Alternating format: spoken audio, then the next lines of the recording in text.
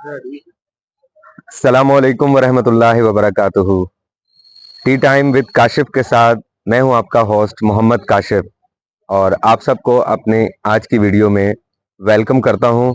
और सबसे पहले बहुत ही एक खूबसूरत शेर के साथ कि कैसे मुमकिन था कि किसी शख्स को अपना करते, कैसे मुमकिन था कि किसी शख्स को अपना करते, आईना लोग थे क्या लोगों से धोखा करते, हंसते रहते थे सरे बज़म अना की खातिर, हंसते रहते थे सरे बज़म अना की खातिर, वरना हालात तो ऐसे थे कि रोया करते।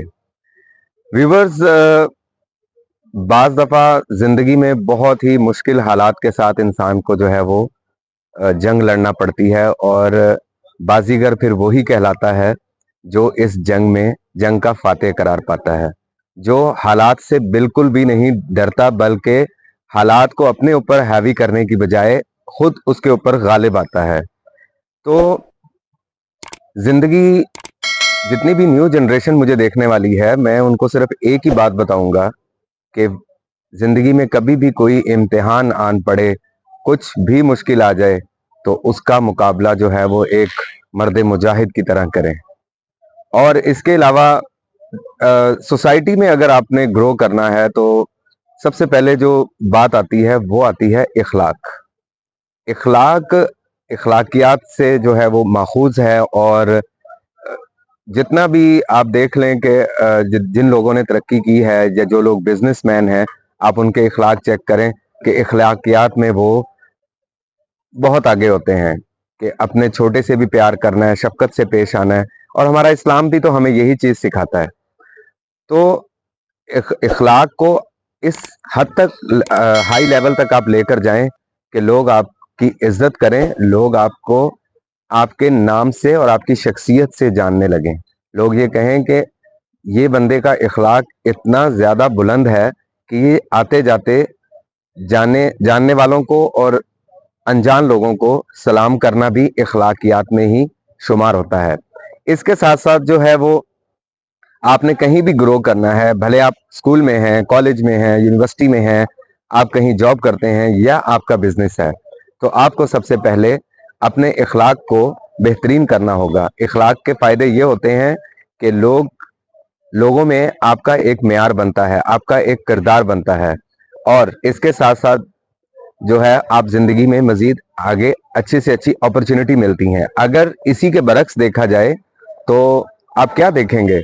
आप ये देखेंगे कि अगर आपका किरदार जो है वो इखलाक से भरपूर नहीं है और इस चीज की अक्कासी नहीं करता है कि आप एक अच्छे इखलाक के मालिक हैं, तो जिन लोगों को आपके बारे में मालूम होगा वो आपसे दो कदम दूर होकर चलेंगे। वो कहेंगे यार ये सरफिरा आदमी है, इससे क्या दिमाग लड़ाना है। और इसी के बरक्स अगर आप इखलाकियात में अच्छे होंगे तो आपकी माशरे में बहुत अच्छी तरह जो है आप सरवाइव कर पाएंगे।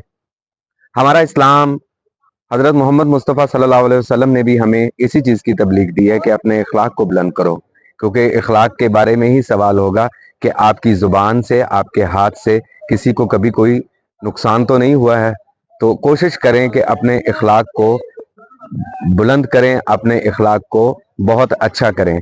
और दूसरी बात मैंने आपको पहले नंबर पे जो बात की थी वो आपसे ये कही थी कि ज़िंदगी में अगर कभी भी आपने जो है वो मुश्किलात का सामना आए तो आपने उसके साथ, उन हालात के साथ जंग लड़नी है, ना कि आपने पीठ फेर के भागना है या फिर हार मान लेनी है। तो मेरे देखने वालों को जो है वो मैं यही सलाह देना चाहूँगा कि वो अपने बच्चों के अंदर पेशेंस पैदा करें, तहम्मुल मजाजी, सब्र, बर्दाश्त, ये सब चीज़ें अपने बच्चों के अंदर पैदा करें, ताकि बच्चे जो हैं वो आने वाले माशरे का एक बेहतरीन हिस्सा बन सकें।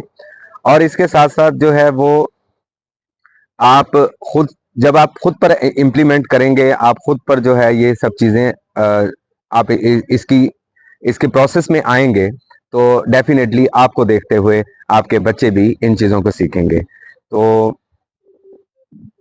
इस्लाम के हवाले से भी आपको इसका जो है वह हवाला दिया है, और माशरती तौर पर भी आपको बताया है कि माशरे में अच्छे अखलाक की कितनी कदर है और कितना बुलंद मुकाम है।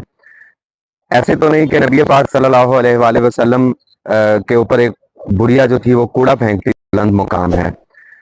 ایسے تو نہیں کہ نبی پاک صلی اللہ علیہ وآلہ وسلم کے اوپر ایک بڑھیا جو تھی وہ کوڑا پھینکتی تھی تو آپ صلی اللہ علیہ وسلم خاموشی سے گزر جاتے تھے.